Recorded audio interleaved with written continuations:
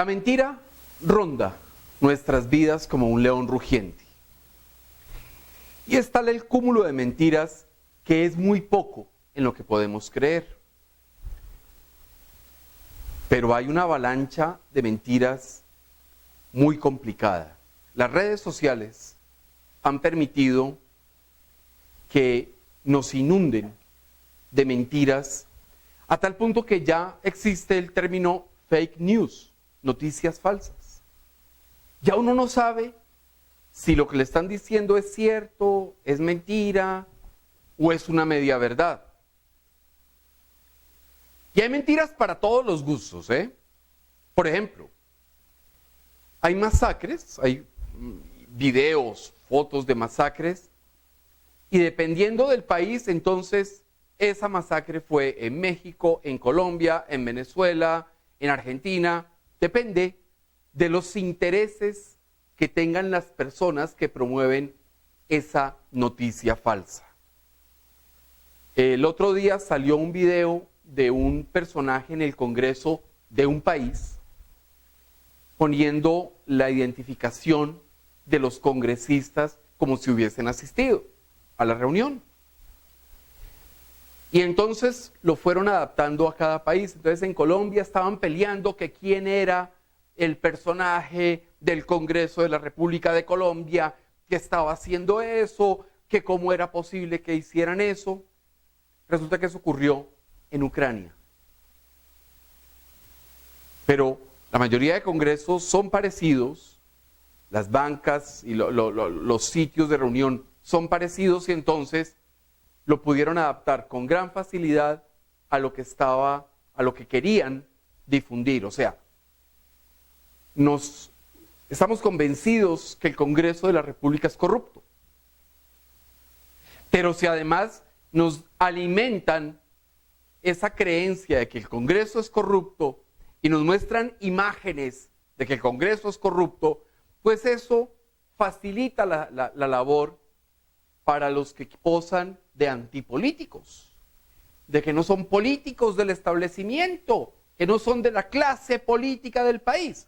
Eso les sirve y les sirve mucho. Fíjense que una mentira o varias mentiras tienen un interés y tienen una motivación para difundirla. También vemos calumnias contra personas, contra empresas, contra países. Hace muchos años, cada 1 o 2 años, salía la noticia que alguien se había caído al tanque de agua con el que producían una gaseosa. Y entonces los que trabajaban con esa marca teníamos que hacer una serie de acciones para gestionar esa crisis y evitar que esa mentira fuera creída. Porque si la creían, bajaba el consumo de esa gaseosa. Hace un par de años, entonces, ya dejaron a esa gaseosa en paz, pero entonces cogieron otra empresa y entonces un empleado se cayó en el tanque de esa gaseosa, de esa empresa, ¿sí? Además ya le metieron cosas, ¿no? O sea, el tipo duró perdido como 6 días descomponiéndose en el tanque. El resultado es que las ventas de ese producto se redujeron tremendamente en beneficio de otros.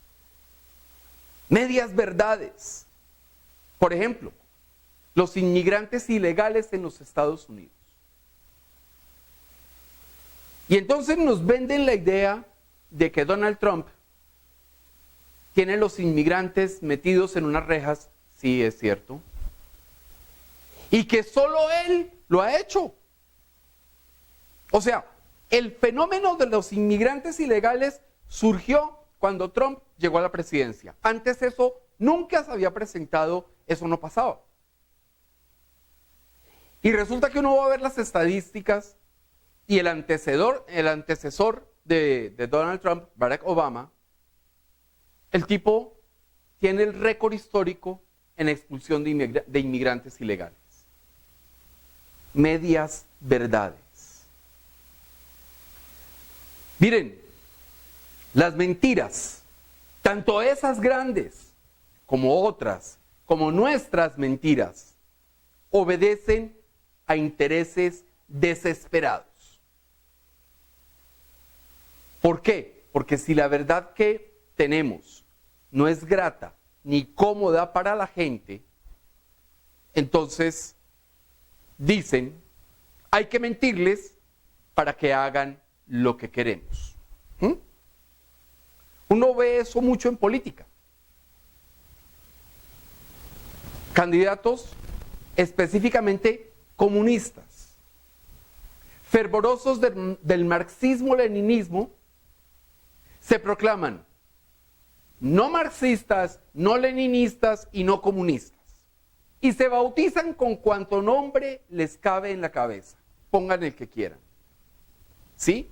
¿Y por qué? Porque si dijeran la verdad, que son comunistas, que quieren acabar con las libertades, que son liberticidas, que quieren acabar con la propiedad privada, que quieren una serie de cosas, pues nadie votaría por ellos. Es simple. Entonces, tienen el interés de conseguir el poder, por eso mienten. Pero yo les hago una pregunta. Levante la mano, ¿quién quiere pasar la eternidad en el infierno? Oh, ninguno. Eso está bien. Pero el infierno es real. Y es el destino ineludible de los que no son salvos. Y Satanás sabe que lo único que él ofrece es infierno eterno.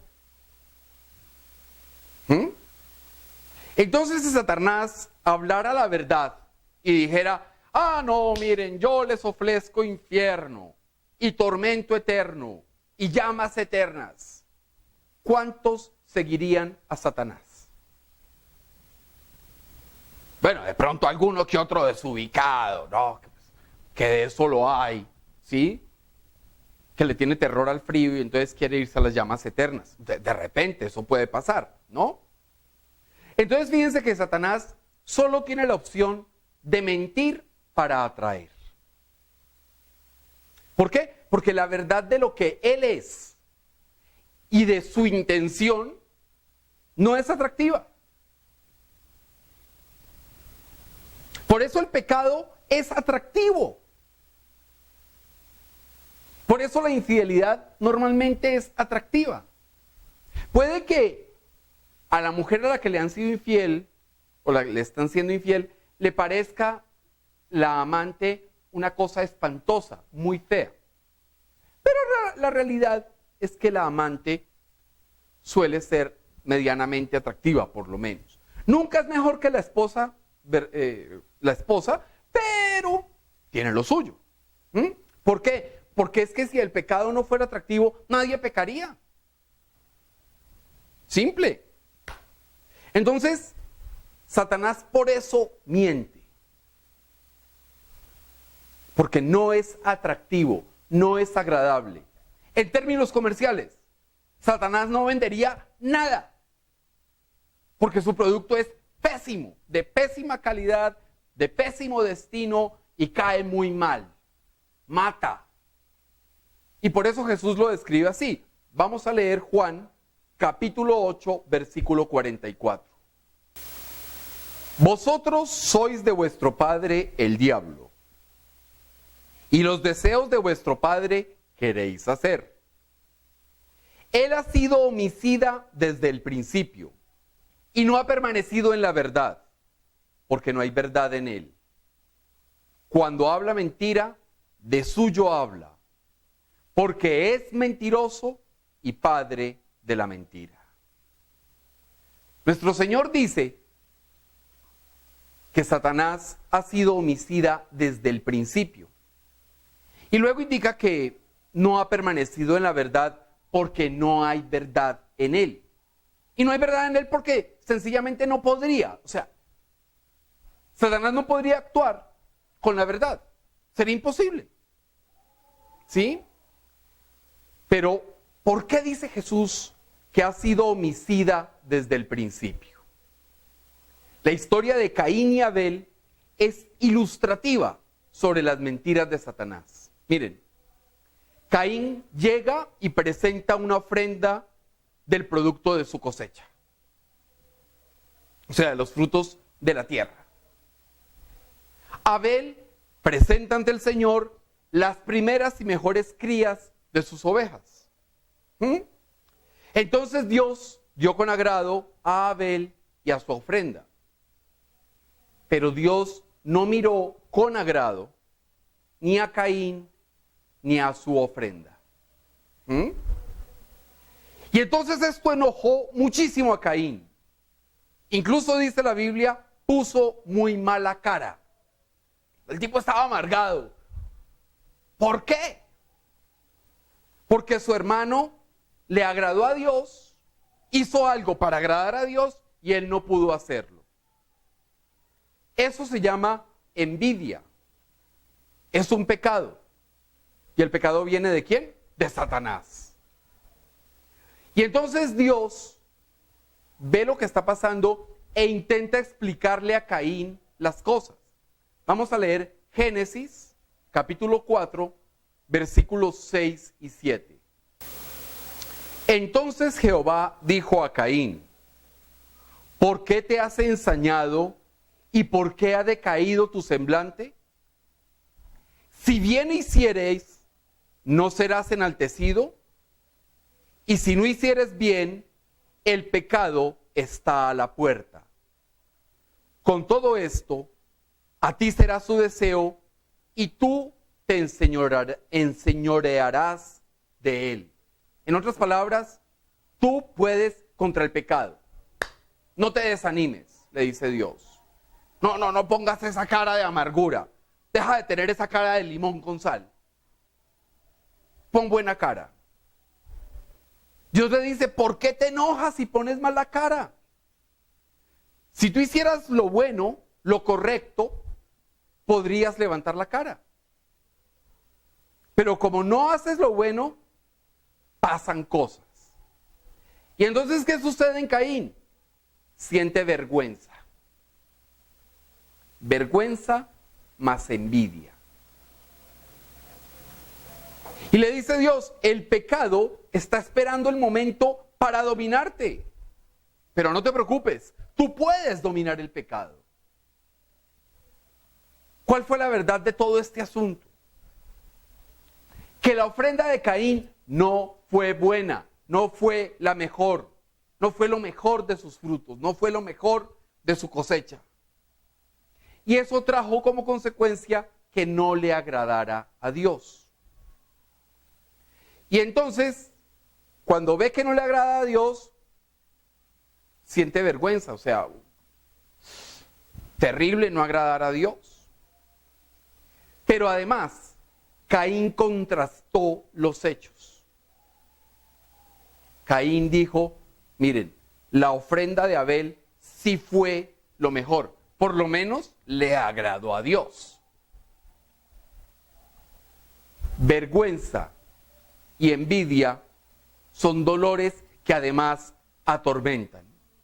Y entonces en Génesis 4, versículo 8 dice, y dijo Caín a su hermano Abel, salgamos al campo. Y aconteció que estando ellos en el campo, Caín se levantó contra su hermano Abel y lo mató. Caín mató a su hermano por envidia, por vergüenza, porque creyó en una mentira. Él se comió el cuento de que era una injusticia que su ofrenda no le hubiera agradado a Dios y que la ofrenda de Abel sí le hubiera agradado a Dios.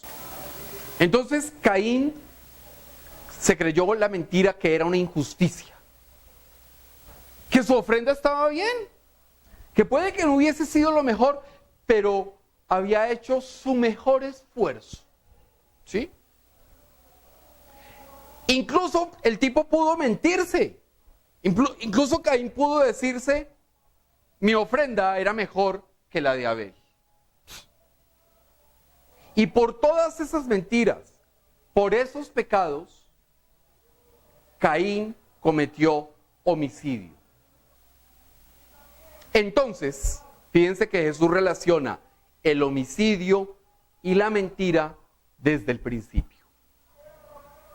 Y dice en Juan 8:44 que lo estábamos leyendo, que no hay verdad en Satanás.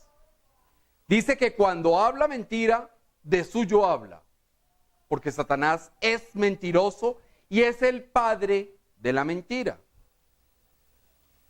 Miren, la mentira es un poderoso instrumento que utiliza el diablo. Pero también, ojo con esto, la mentira es un homenaje a Satanás. La mentira entonces tiene que ser contrastada. Yo no puedo quedarme con lo que me dice una persona o con lo que me dice un libro o con lo que me dice un trino en Twitter o un mensaje en Facebook. No. Yo tengo que contrastar lo que me están diciendo. ¿Sí? Pero cuando habla Satanás, ¿con qué puedo contrastarlo? Con la verdad. Solo se puede contrastar la mentira con la verdad. Y mientras el diablo solo puede mentir, Dios solo puede pronunciar verdad. Vamos a leer Números, capítulo 23, versículo 19. Dios no es hombre para que mienta, ni hijo de hombre para que se arrepienta. Él dijo y no hará, habló y no lo ejecutará. Dios siempre dice la verdad. Es imposible que mienta. Y Satanás, en cambio, siempre miente. Es imposible que diga la verdad. La Biblia es una verdad que contiene miles de millones, infinitas de verdades. Y a veces son verdades que no agradan. ¿Sí? Dios al que ama, disciplina. Uy, eso como que no me gusta, como que no, venga, negociemos. No. Dios dice la verdad. Te voy a disciplinar porque te amo. Te voy a corregir porque te amo. Mientras que la mentira es el diablo. Y lo peor es que los seres humanos adoptamos la mentira como parte de nuestra vida.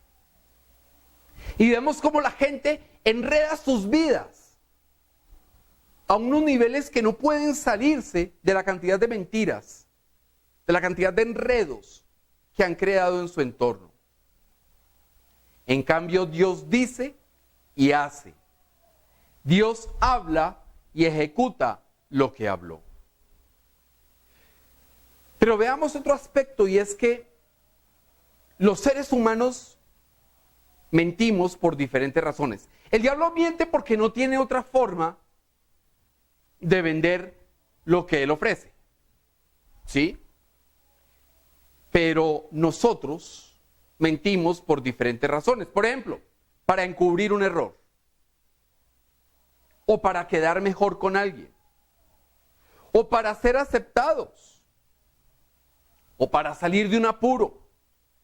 O para no causar más daño.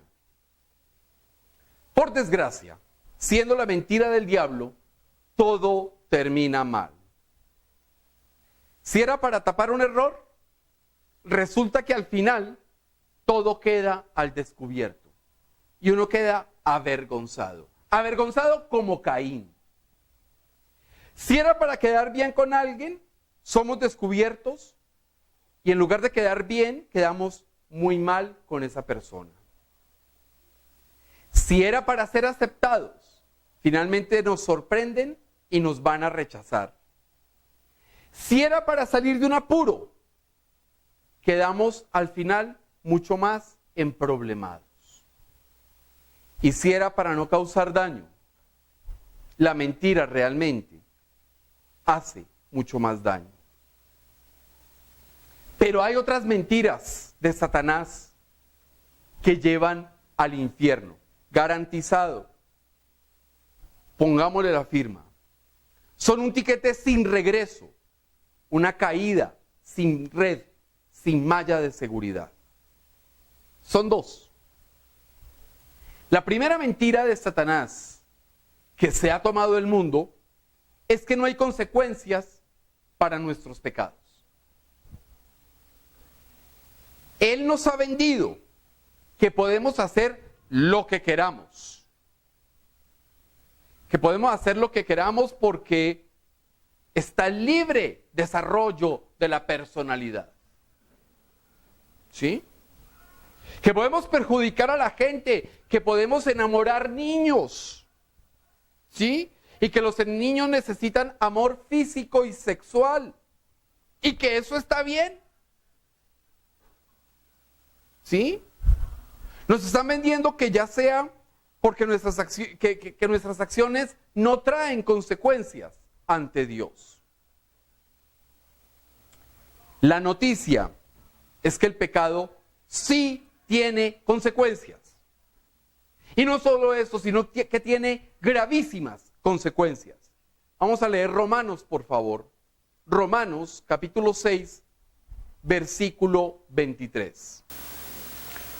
Porque la paga del pecado es muerte, mas la dádiva de Dios es vida eterna en Cristo Jesús, Señor nuestro. Porque la paga del pecado es muerte. Dios es clarísimo. La consecuencia del pecado es la muerte. Y ojo, porque si Dios quisiera especificar qué pecados nos llevan a la muerte y qué pecados nos llevan a tal parte y qué pecados nos llevan a tal otra, lo habría dicho. Pero Él dice, todo pecado, la paga del pecado, de todo pecado, de cualquier pecado, es la muerte. Y entonces es interesante porque no discrimina. No hay pecados veniales. No hay mentiras blancas, ni mentiras inocentes. Todas son pecado. Así las cosas, como todos mentimos, todos somos pecadores. Es decir, todos estamos condenados a muerte. Y entonces Dios ve semejante situación. Dios tenía claro que se iba a presentar ese tema. Todas mis criaturas condenadas a muerte. ¿Qué voy a hacer? Y estableció la solución. La solución se llama Jesucristo, nuestro Señor. Primera de Pedro, capítulo 3, versículo 18. Porque también Cristo padeció una sola vez por los pecados, el justo por los injustos, para llevarnos a Dios, siendo a la verdad muerto en la carne, pero vivificado en espíritu. El perfecto Hijo de Dios cargó con nuestros pecados. Sufrió el castigo que nos correspondía, siendo Él santo y sin pecado. Fijémonos cómo Dios se toma muy en serio esto del pecado. No es un juego, no es una moda. Ojo, Dios se toma muy en serio el asunto del pecado. En la palabra de Dios aparecen claramente las consecuencias del pecado y cómo procede Dios ante el pecado. La Biblia es precisa a la hora de describir la justicia de Dios. Esa es la verdad que nos ofrece Dios. Contra la mentira de que no pasa nada, que de pronto Dios se lo toma a broma, que es domingo y está descansando. A ver, frente a esas mentiras, la verdad es que Dios se toma muy en serio el pecado. Cualquier filosofía, cualquier ideología, cualquier persona que diga que Dios se toma a broma el pecado y que con el pecado no pasa nada, esa persona está pronunciando las mentiras que el diablo le ha dicho que que pronuncie. La segunda mentira que nos vende Satanás es: yo soy una buena persona. Oímos a muchos seres humanos decir que no son creyentes, pero que no le hacen mal a nadie. ¿Mm? Y esa es una mentira. Uno sencillamente coge los 10 mandamientos para comenzar. A ver, no le hace mal a nadie. Y no nos vayamos a los 10 mandamientos. Vámonos con uno. ¿Ha dicho mentiras? El que diga que no ha dicho una sola mentira en su vida está mintiendo. Y es un mentiroso patológico, ¿eh? Satanás quiere convencernos de que somos buenos y de que creamos que no hacemos mal. Quiere que creamos que si tenemos malos pensamientos, pero usted es bueno, o sea, hacia afuera se ve bueno, se ve buena persona. Y sus malos pensamientos no le están haciendo mal a nadie. Esa es una mentira que nos vende Satanás. Miren, una de las cosas que más daño les está haciendo a los matrimonios hoy por hoy es la mentira de la pornografía. Claro, se está cometiendo o el pecado del adulterio o el pecado de la fornicación, la persona. Pero en teoría no le está haciendo daño a nadie. Pero ese hombre o esa mujer van a la cama con su pareja y quieren repetir lo mismo que vieron en la pornografía. O que oyeron en la pornografía, ¿no?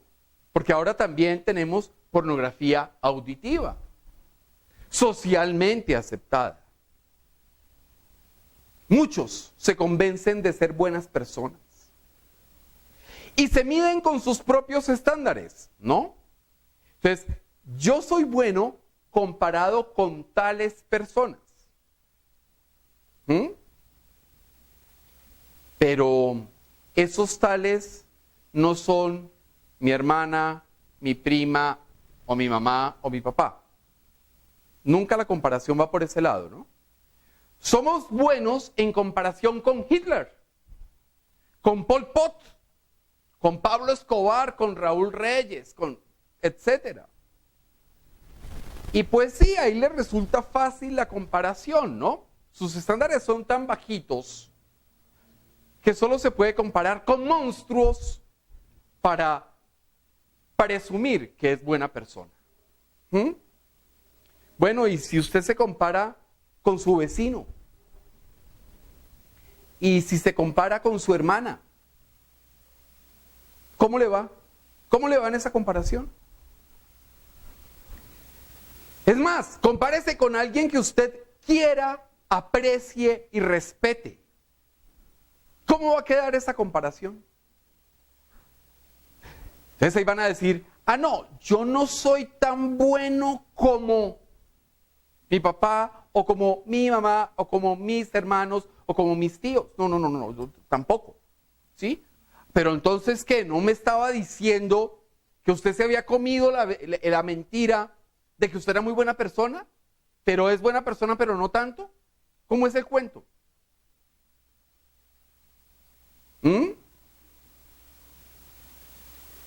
Los estándares mediocres son aquellos que podemos cumplir para exhibir.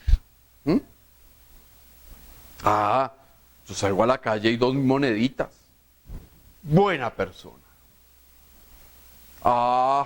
Yo veo a una persona tirada en el piso y yo le ayudo a levantarse. Pero después voy donde mi sobrina, me tomo un tinto y despellejo a más de uno. ¿Y entonces qué? ¿No dices que no le hacía mal a nadie? Miren, Dos hombres subieron a orar al templo. El uno era fariseo y el otro era publicano. Uno de ellos tenía estándares terrenales, se medía con los que él veía inferiores o mucho más malos que él, entonces con ellos se medía. Mientras que el otro se medía con los estándares de Dios, con los estándares de la verdad. Vamos a leer Lucas, capítulo 18, versículos 11 y 12. El fariseo, puesto en pie, oraba consigo mismo de esta manera: Dios, te doy gracias porque no soy como los otros hombres, ladrones, injustos, adúlteros, ni aun como este publicano. Ayuno 2 veces a la semana, doy diezmos de todo lo que gano. Ese es el típico personaje de yo soy bueno, yo no le hago mal a nadie. El tipo estaba convencido, estaba seguro que era un tipo bueno, que era un hombre bueno. Y a voz en cuello daba gracias por no ser como los demás. Se proclamaba honrado, ¿no es cierto? Porque los otros eran ladrones. Una mentira. Se proclamaba justo, porque los otros eran injustos. Mentira. Se proclamaba fiel, porque los otros eran adúlteros. Mentira. Decía que ayunaba y daba diezmo. Esos son estándares de hombres. Pero fíjense que la oración del tipo ante Dios se relacionaba solo con él. Le daba gracias a Dios porque él no era como esos. Porque él era mejor que esos. Y al revés, mijito, su merced, usted está metido en muchos líos. Usted le está dando gracias a Dios por sus estándares. No le está dando gracias a Dios por los estándares de Él para usted, para su vida. Mientras tanto, el publicano sí asumía los estándares de Dios. Lucas 18, versículo 13 dice: Mas el publicano, estando lejos, no quería ni aún alzar los ojos al cielo, sino que se golpeaba el pecho diciendo: Dios, sé propicio a mí, pecador. Miren, el publicano sentía vergüenza por sus pecados. Él sabía que podía hacer todo lo que quisiera y podía hacer todo lo buena gente que quisiera ser. Y podía pensar que no le hacía mal a nadie. Pero aún en esas circunstancias, el publicano sabía que tenía que sentir vergüenza ante los estándares de Dios. No era capaz de alzar sus ojos al cielo. Y le decía a Dios: mira, Señor, sé propicio a mí, que yo soy un pecador. Sé querido conmigo. Ten misericordia, ten compasión de mí, Señor. Entonces, ahí surgen dos verdades claras. Dios tiene misericordia disponible para erradicar precisamente esas mentiras. Y la segunda verdad es: yo soy un pecador. No soy buena persona, Señor. No soy buena persona. Pero lo que sí sé es que por tu misericordia, por tu amor y porque tú eres mi Dios, tú me salvas, porque yo creo en ti, porque mi fe está firme en que tú me diste salvación. Entonces fíjense que son verdades contra las mentiras que uno mismo confecciona y cree. La verdad es que Dios tiene sus estándares bien definidos en la Biblia. Miren, si nos comparamos con gente peor que nosotros, pues siempre vamos a ganar. ¿Y qué motivación vamos a tener para crecer en santidad? Ninguna. Si yo me comparo con Hitler, con Pol Pot, con Stalin, con Lenin, con Chávez, con Maduro, pues siempre voy a ganar. ¿Sí? No. Yo tengo que compararme es con los estándares que Dios me ha puesto aquí en la palabra.